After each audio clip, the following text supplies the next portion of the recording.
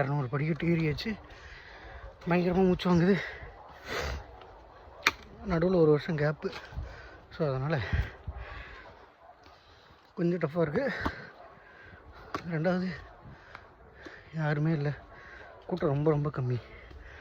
தனியாக தான் போயிட்டுருக்கு.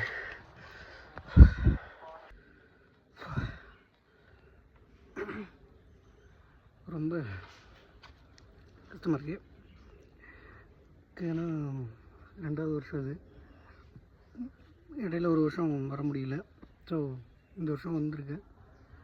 கூட்டம் ரொம்ப ரொம்ப கம்மியாக இருக்குது. ஒருத்தர் 2 பேர் தான் ஏறிட்டுருக்காங்க மேலே. மோஸ்ட்லி எல்லாருமே கீழே தான் இறங்கிட்டுருக்காங்க. நேற்று நைட்டே ஏற ஆரம்பிச்சிட்டாங்க போல இருக்குது. ஸோ நைட் வரைக்கும் ட்ராவல் இருக்குன்னு நினைக்கிறேன். மேலே மலை ஏறணும்னு நினைக்கிறேன். அப்படி தான் இருக்கும். ஏன்னா தனியாக போகிறதுக்கு ஒரு மாதிரியாக இருக்குது. ஏன்னா சுத்தமாக கூட்டமே இல்லை. ரொம்ப சோலாவாக ஒரு காட்டுக்குள்ளே வழி தவறி போனால் எப்படி இருக்கும் அந்த மாதிரி இருக்குது. ஸோ சில பேர் மேலே ஏறிட்டுருக்காங்க. அதை வச்சு தான் போகணும். ஸோ அடுத்த வீடியோவில் பார்க்குறவங்களே. நல்லபடியாக 3வது மலையும் முடிஞ்சுது. ஸோ அப்படின்னா லைட்டாக ஒரு ரெஸ்ட் எடுக்கலான்னு சொல்லிட்டு ஒரு இடத்துல உட்காந்துட்டு லைட்டாக சாப்பிட்டோம். உடம்பு ரொம்ப ஜில்லுன்னு இருக்குது. வேர்வை வெயிலெல்லாம் இந்த இடத்துல சுத்தமாக இல்லை.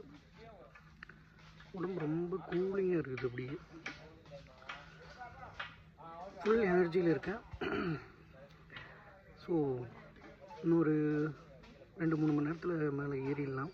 மேலே ஏறிட்டு பார்த்துட்டு முடிஞ்சால் நைட் ஸ்டே பண்ணுற ஐடியா இருக்குது. அப்படி எதுவும் கரெக்டாக எதுவும் அமையலைன்னா டைமு பார்த்துட்டு உடனே நைட்டாக கீழே இறங்குற மாதிரி ஐடியா பண்ணியிருக்கு. ஸோ அடுத்த வீடியோவில் உங்களை பார்க்குறேன்.